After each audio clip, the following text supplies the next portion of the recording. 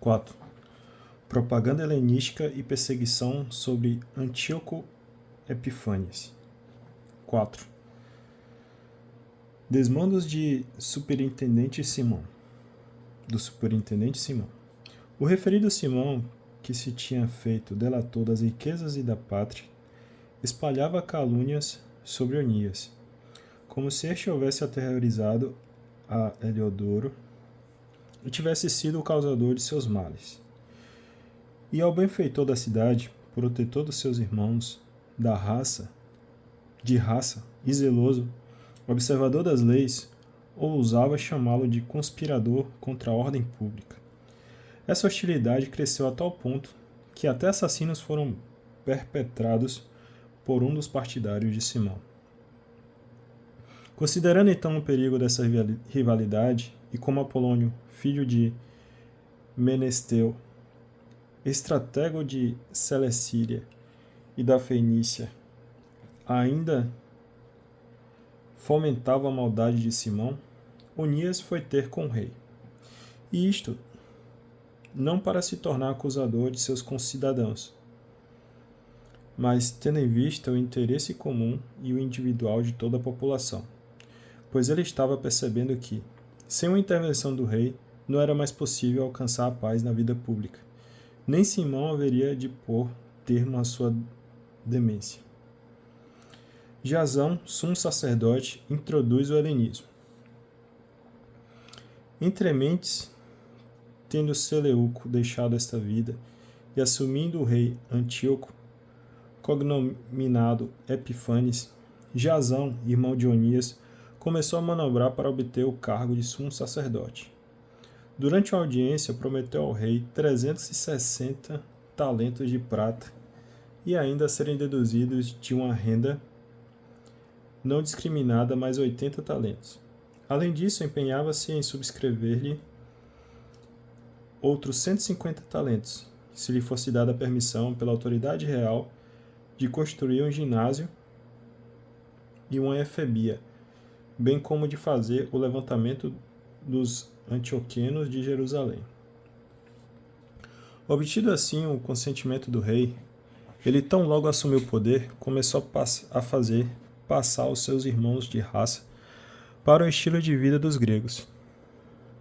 Suprimiu os privilégios reais benignamente concedidos aos judeus por intermédio de João, pai de Eupólemo, o mesmo que depois chefiou a embaixada com os objetivos de estabelecer amizade e aliança com os romanos. E abolindo as instituições legítimas, introduziu costumes contrários à lei. Foi, pois, com satisfação que construiu a praça de esportes, justamente abaixo da Acrópole, e, obrigando os mais nobres de entre os moços, conduziu-os ao uso do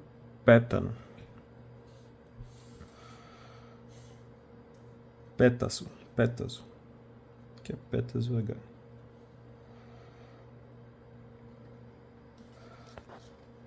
Pétaso B. Conduzir para debaixo do pétaso era levar alguém aos exercícios de atletismo, durante os quais se usava esse chapéu de abas largas, típico de Hermes.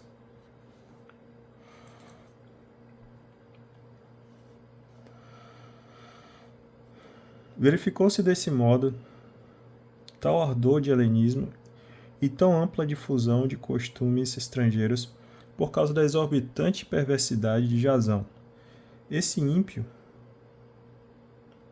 e de modo algum sumo sacerdote, que os próprios sacerdotes já não se mostravam interessados nas liturgias do altar. Antes, desprezando o santuário e descuidando-se dos sacrifícios, corriam a tomar parte na iníqua distribuição de óleo nos estádios após o sinal do disco. Assim não davam mais valor algum às honras pátrias, enquanto consideravam súmulas as glórias helênicas. Bem, por isso uma situação penosa os envolveu, quando tiveram por inimigos e algozes aqueles mesmos cujos costumes eles tanto haviam promovido e a quem tinham querido assemelhar-se em tudo. De fato, não é coisa de pouca monta agir impiamente contra as leis divinas. Mas isso demonstrará o episódio seguinte. Celebrando-se em Tiro os jogos quadrienais e estando presente o rei, o abominável, Jasão enviou alguns mensageiros, como se fossem antíoquenos, de Jerusalém, os quais deviam apresentar 300 dracmas de prata para o sacrifício a Hércules. Os portadores, porém, decidiram não empregá-las para o sacrifício, por não ser conveniente, mas destinaram-nas a outra despesa. Assim, esta soma que, por aquele que a enviara, fora destinada ao sacrifício a Hércules, acabou por iniciativa dos portadores servindo para a construção de trirremes. Antíoco Epífanes, aclamado em Jerusalém. Tendo sido enviado ao Egito, Apolônio, filho de Menesteu, por ocasião das núpcias do rei Filométor, Antíoco veio a saber que este último havia tomado uma atitude hostil aos seus interesses. Por isso, preocupando-se com a própria segurança, tendo passado por Jope, dirigiu-se a Jerusalém. Magnificamente acolhido por Jasão e pela cidade, nela foi introduzido a luz de tochas e ao som de aclamações. Depois, do mesmo modo, partiu com seu exército para a Fenícia.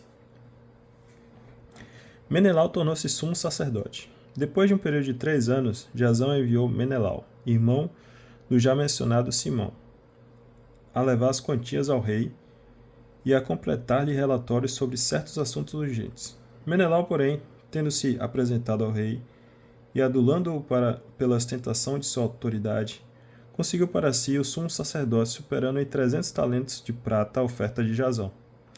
A seguir, tendo recebido a nomeação real, tornou a aparecer, mas sem trazer coisa alguma que fosse dita digna de sumo sacerdócio. Ao contrário, tinha em si os furores de tirano cruel e as sanhas de animal selvagem. Dessa forma, Jasão, que havia suplantado seu próprio irmão, sendo agora suplantado por outrem, foi constrangido a dirigir-se como fugitivo para a Amanítida. Quanto a Menelau, por outro lado, mantinha-se firme no poder, enquanto, por outro, nenhuma providência tomava sobre as quantias prometidas ao rei. Por mais que as requisitasse Sóstrato, comandante de Acrópole, a quem competia a questão dos tributos. Por esse motivo foram ambos, enfim, convocados pelo rei. Menelau então deixou como seu substituto no sumo sacerdócio Lisímaco, seu irmão, enquanto Sóstrato deixava em seu posto Crates, comandante dos cipriotas. Assassínio de Onias. Estando assim as coisas, aconteceu que os habitantes de Tácio e os de Malos se revoltaram por terem sido as suas cidades entregues de presente a Antioquide, concubina do rei. Apressadamente, pois, o rei partiu a fim de regularizar a situação, deixando para substituí-lo Andrônico, um de seus altos dignatários. Menelau, então, convencido de estar colhendo a ocasião propícia, subtraiu alguns objetos de ouro do templo e os deu de presente a Andrônico, além de conseguir vender outros em Tiro e nas cidades vizinhas. Tendo tomado conhecimento seguro desses fatos, Onias, já refugiado no recinto inviolável de Dafne, situada perto de Antioquia, manifestou-lhe sua desaprovação. Por causa disso, Menelau, dirigindo-se secretamente a Andrônico, incitava-o a eliminar Onias. De fato, indo visitá-lo, e obtinha sua confiança com astúcia. Andrônico alcançou que Onias lhe desse as mãos, depois de ele mesmo lhas ter estendido com juramentos. A seguir, Embora despertasse suspeitas, convenceu-o a sair de seu asilo e imediatamente mandou matá-lo, sem qualquer consideração pela justiça. Por esse motivo, não só os judeus, mas também muitos dentre outras nações ficaram indignados e acharam intolerável o assassínio iníquo desse homem. Quando revoltou dos citados lugares de Cilícia, foram ter com ele os judeus da capital, participando também os gregos da repulsa à violência, pelo fato de Onias ter sido assassinado sem motivo. Antíoco, por isso, entristecido intimamente e tocado de compaixão, derramou lágrimas pela prudência e pela grande moderação do falecido. A seguir, inflamado de indignação, mandou imediatamente despojar Andrônico de sua púrpura e rasgar-lhe as vestes imediatamente. Despojar Andrônico de sua púrpura e rasgar-lhe as vestes, fazendo-o depois conduzir por toda a cidade até o lugar exato onde ele havia cometido a sua impiedade contra Onias. Ali mandou para fora do mundo esse assassino, retribuindo-lhe o Senhor com a condigna punição.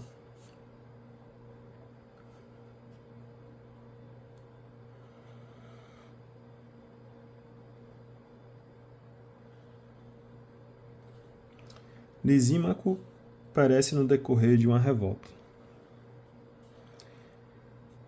Entre mentes, muitos furtos sacrilégios haviam sido consumados por Lisímaco na cidade, e isto com conhecimento de Menelau. Tendo se espalhado a notícia também por fora, a multidão se ajuntou contra Lisímaco, quando já muitos objetos de ouro haviam sido dispersos. Como as turbas se sublevassem, repletas de ira, Lisímaco armou cerca de 3.000 homens e tomou a iniciativa dos atos de violência. Marchava à frente dos seus, certo, Aurano, homem avançado em idade, mas não menos em loucura.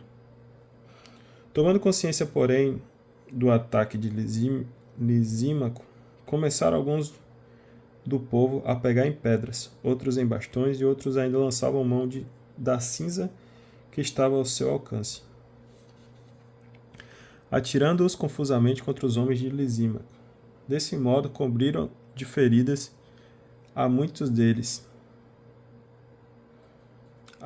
dentre eles, chegando a abater alguns e obrigando todos a fugir. Quanto ao próprio ladrão sacrílego, massacraram-no junto à Câmara do Tesouro. Menelau absolvido a peso de prata. Sobre esses fatos foi instaurado um processo contra Menelau. Por ocasião da vida do rei Tiro, os 3 homens enviados pelo Conselho dos Anciãos sustentaram diante dele a justiça da própria causa. Estando já perdido, Menelau prometeu somas vultuosas a Ptolomeu, filho de Dorimeno, a fim de que persuadisse o rei em seu favor. Foi quando Ptolomeu, tendo feito sair o rei para uma colunata externa, sob pretexto de levá-lo a tomar um pouco de ar, conseguiu que mudasse de parecer. E assim lhe absolveu das acusações a Menelau, que era o causador de toda essa maldade, enquanto aqueles infelizes os quais, se tivessem pleiteado sua causa diante dos citas, teriam sido absolvidos como irrepreensíveis. Condenou-os à morte. Sem demora, pois, os que tinham tomado a defesa da cidade, do povo e das alfaias sagradas sofreram essa punição injusta. Por esse motivo, mesmo os habitantes de Tiro, indignados com tal perversidade, providenciaram magnificamente o necessário para os seus funerais. Menelau, entretanto, graças à cobiça dos poderosos, permanecia no poder, crescendo em maldade e constituindo-se no grande insidiador dos seus concidadãos. 5. Segunda campanha no Egito. Por esse tempo, Antíoco preparava a sua segunda expedição contra o Egito. Aconteceu então que, por toda a cidade, durante quase 40 dias, apareceram correndo pelos ares cavaleiros com vestes douradas, armados de lanças e dispostos em corte, com as espadas desembainhadas. Esquadrões de cavalaria em formação cerrada, ataques e contra-ataques desfechados de ambos os lados, movimentos de escudo e multidões de lanças, arremessos de projéteis e cintilações dos ornamentos de ouro, enfim, couraças de toda espécie. Por isso, todos rezavam para que a aparição revertesse para o bem.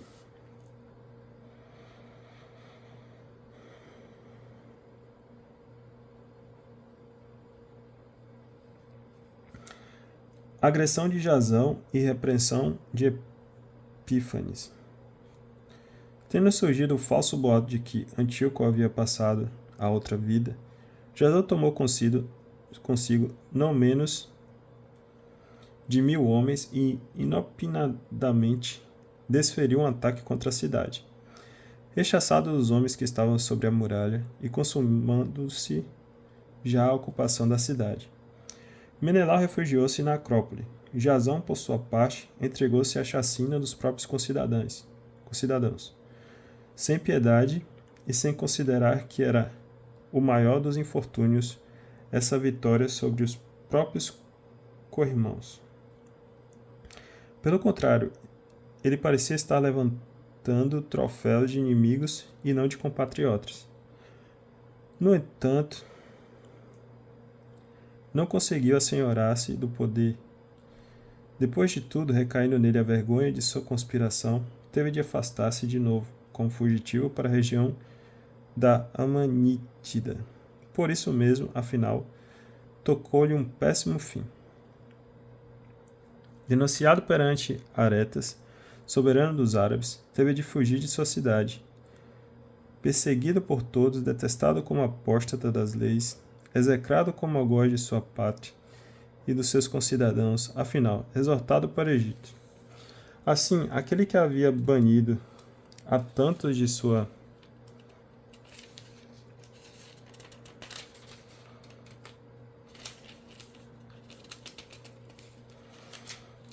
pátria em terra estrangeira, veio a perecer, tendo se dirigido aos lacedemônios, com a esperança de aí receber abrigo, em consideração à origem comum. Ele, que havia tirado por terra uma multidão sem sepultura, morreu sem ser chorado e não teve funerais, nem funeral comum, nem muito menos sepultura com seus pais. Chegando ao rei informações sobre esses fatos, concluiu ele que a Judéia estava rebelando-se. Por isso, partindo do Egito enfurecido em seu íntimo, como uma fera, apoderou-se da cidade à força das armas, e ordenou aos soldados que matassem sem piedade os que lhe caíssem nas mãos e trucidassem os que tentassem subir para suas casas. Houve assim o extermínio de jovens e de anciãos, um massacre de rapazes, mulheres e crianças, imolações de moças e de criancinhas. 80.000 pessoas no espaço desses 3 dias foram vítimas, 40.000 aos golpes recebidos, e não menos que os trucidados, os que foram vendidos como escravos.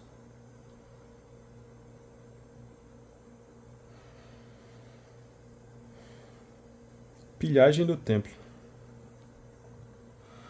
Não contente com isso, ele teve a ousadia de penetrar no templo mais santo de toda a terra, tendo por guia Menelau, o qual se fizera traidor das leis e da pátria.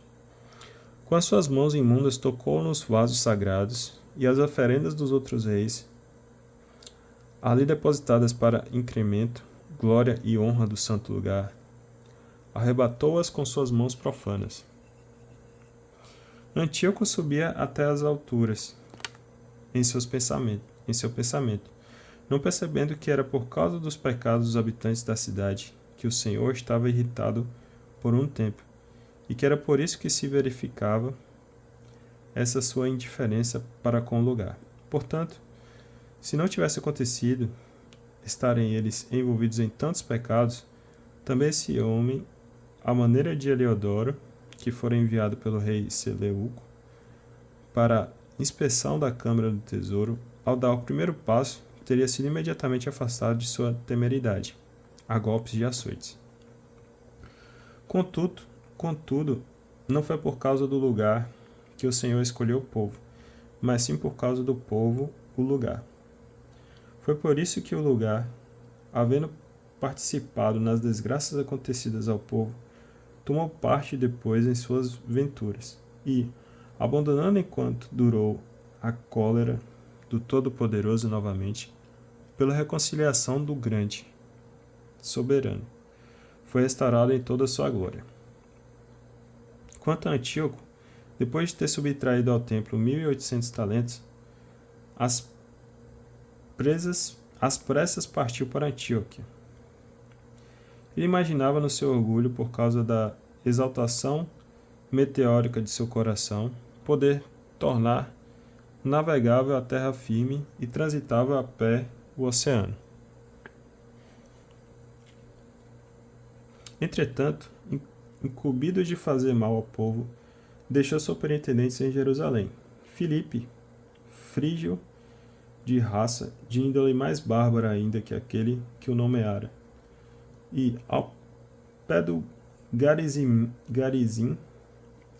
Andróico. Além desses, porém, deixou Menelau, o qual dominava sobre os seus concidadãos de modo ainda mais atroz que os outros. Intervenção do Misarca Apolônio. Nutrindo para com os súditos judeus uma disposição de ânimos profundamente hostil, o rei enviou o Misarca Apolônio à frente de um exército de 22.000 homens, com ordem de trucidar todos os que estavam na força da idade e de vender as mulheres e as crianças. Chegando, pois, este a Jerusalém, e simulando uma atitude pacífica, esperou até o santo dia do sábado. Depois, surpreendendo os judeus em repouso, ordenou aos seus comandados que precedesse a uma parada militar. Então, aos que haviam saído para apreciarem o espetáculo, ele os fez massacrar todos. A seguir, irrompendo na cidade as forças das armas, abateu ingente multidão. Judas, porém, chamado também Macabeu, constituído um grupo de cerca de 10 homens, retirou-se para o deserto, onde passou a viver como os animais selvagens, nas montanhas com seus companheiros, alimentando-se somente de ervas. Eles existiam para não terem parte na contaminação. 6. Instalação dos cultos pagãos. Depois de não muito tempo, o rei enviou Geronte, o ateniense, com a missão de forçar os judeus a abandonarem as leis de seus pais e a não se governarem mais segundo as leis de Deus. Mandou, além disso, profanar o santuário de Jerusalém, dedicando-o a Zeus Olímpico e do Monte Garizim, como pediam os habitantes do lugar, a Zeus hospitaleiro. A progressão dessa maldade tornou-se mesmo, para o conjunto da população, dura e difícil de suportar. De fato, o templo ficou repleto de dissolução e das orgias cometidas pelos pagãos, que aí se divertiam com as meretrizes e que nos átrios sagrados se juntavam com as mulheres, introduzindo ainda no seu interior coisas que não eram lícitas. O próprio altar estava repleto de oferendas proibidas, reprovadas pelas leis. E não se podia celebrar o sábado nem guardar as festas dos antepassados, nem simplesmente confessar que se era judeu. Eram arrastados com amarga violência ao banquete sacrificial, que se realizava cada mês, no dia do aniversário do rei. E ao chegarem as festas dionisíacas, obrigavam-nos a acompanharem, coroados de Hera, o cortejo em honra de Dionísio. Além disso, foi emanado um decreto para as cidades helenísticas, circunvizinhas, por sugestão dos habitantes de Ptolemaida, a fim de que nela se procedesse da mesma forma contra os judeus, obrigando-os a participarem dos banquetes sacrificiais. Quanto aos que não se decidissem a passar para os costumes gregos, que o matassem. Era possível, então, entrever a calamidade que estava para começar. Assim, 2 mulheres foram presas por haverem circuncidado seus filhos. Fizeram-nas circular ostensivamente pela cidade, com os filhinhos pendurados aos seios, precipitando-as depois muralha abaixo. Outros que tinham corrido junto às cavernas vizinhas, a fim de aí celebrarem ocultamente o sétimo dia, sendo denunciados a Filipe, foram juntos entregues às chamas. Tiveram escrúpulos em esboçar qualquer defesa por respeito ao veneradíssimo dia. Sentido providencial da perseguição. Agora, aos que tiverem entre as mãos este livro, gostaria de exortar que não se desconcertem diante de tais calamidades, mas pense antes que esses castigos não sucederam para a ruína, mas para a correção de nossa gente. De fato, não deixem impunes por longo tempo os que cometem piedade, mas imediatamente atingi-los com castigo é sinal de grande benevolência. Pois não é como para com as outras nações que o longânime soberano espera, até puni-las, que elas cheguem ao cúmulo dos seus pecados. Não é assim que ele decidiu proceder com relação a nós, a fim de não ter de nos punir mais tarde, quando nossos pecados tiverem atingido sua plena medida. Por isso, jamais retira de nós a sua misericórdia, ainda quando corrige com a desventura, ele não abandona o seu povo. Essas coisas tenham sido ditas por nós só para advertência. Após essas poucas palavras, retornemos à narrativa.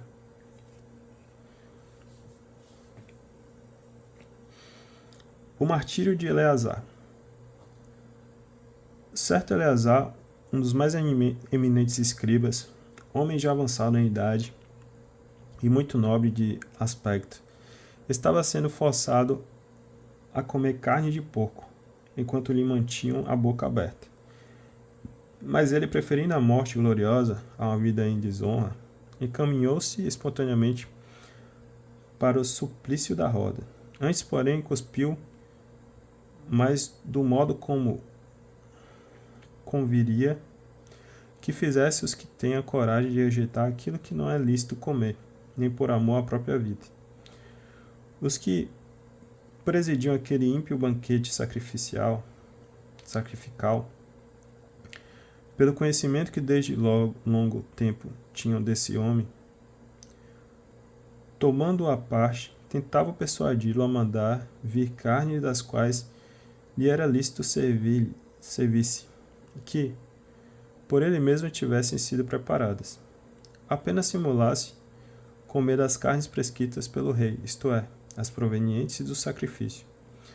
Assim agindo, ficaria livre da morte e gozaria da sua benevolência, devido à antiga amizade que a eles o unia. Ele, porém, tomou uma nobre resolução digna de sua idade, do prestígio que lhe conferia a velhice, da cabeleira branca adquirida com decoro, da conduta excelente desde a infância e digna, sobretudo, da santa legislação estabelecida pelo próprio Deus. E coerentemente respondeu dizendo que, sem demora, o enviasse à mansão dos mortos. Na verdade, não é condizente com a nossa idade um fingimento. Isto levaria muitos jovens persuadidos de que Eleazar, aos 90 anos, teria passado para os costumes estrangeiros, e se desviarem eles também por minha causa, por motivo da minha simulação. Isso em vista de um exíguo resto de vida. Quanto a mim, o que eu ganharia seria uma nódoa infame para minha velhice. De resto mesmo, se no presente eu conseguisse escapar à penalidade que vem dos homens, não me seria possível fugir, quer em vida, quer na morte, às mãos do Todo-Poderoso. Por isso, trocando agora a vida com a coragem, mostrar-me-ei digno de minha velhice, e aos jovens deixarei um nobre exemplo de como se deve morrer, entusiasta e generosamente, pelas veneráveis e santas leis. Ditas essas coisas, encaminhou-se logo para o súplico da roda. Os que o conduziram mudaram em dureza e benevolência para com ele pouco antes demonstrado. isto pelo fato de considerar uma loucura as palavras acima referidas. Ele, porém, estando já a ponto de morrer sob os golpes, disse gemendo: Ao Senhor que tem a santa ciência, é manifesto que eu, podendo livrar-me da morte, estou suportando cruéis dores no meu corpo, ao ser flagelado, mas que em minha alma sofro-as com alegria por causa do seu temor.